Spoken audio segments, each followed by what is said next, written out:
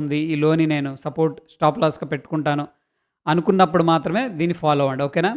అందుకే ఎప్పుడు కూడా మనం ఇన్వెస్ట్మెంట్ చేసేటప్పుడు కానీ, స్వింగ్ ట్రేడింగ్ కానీ, లైక్ ఇట్లాంటి ట్రేడ్స్ తీసుకునేటప్పుడు మేజర్గా ఉన్న స్వింగ్స్ మాత్రమే మనం పట్టుకోవాలి.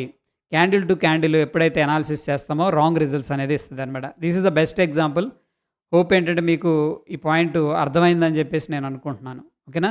ఇక్కడ బ్రేక్అవుట్ అయింది, ఎంట్రీ తీసుకుంటాం, కానీ స్టాప్ లాస్ ఇక్కడే పెట్టేసాం అనుకోండి, స్టాప్ లాస్ హిట్ అయిపోయింది. But we miss the rally. యాక్చువల్గా వెళ్ళాడు పైకి, ఇక్కడ నుంచి కూడా 25 పాయింట్స్ పైకి వెళ్ళాడు. ఓకేనా? Fine, that is also good profit కదా. యా, ఆ విధంగా ప్లాన్ చేసుకోండి. అండ్ సమయం అతీతం అయిపోతుంది, 9:50. అండ్ డెఫినెట్గా ఏంటంటే మనం మళ్ళీ రేపటి సెషన్లో కలుసుకుందాం. డెఫినెట్గా ప్రీ మార్కెట్ అనేది వాచ్ చేయండి, దానిలో కూడా గ్రేట్ ఇన్సైట్స్ అనేది మనం షేర్ చేస్తూ ఉంటాం. అండ్ మీ అందరికి కూడా థ్యాంక్ యూ. అందరికీ గుడ్ నైట్ ఫ్రెండ్స్.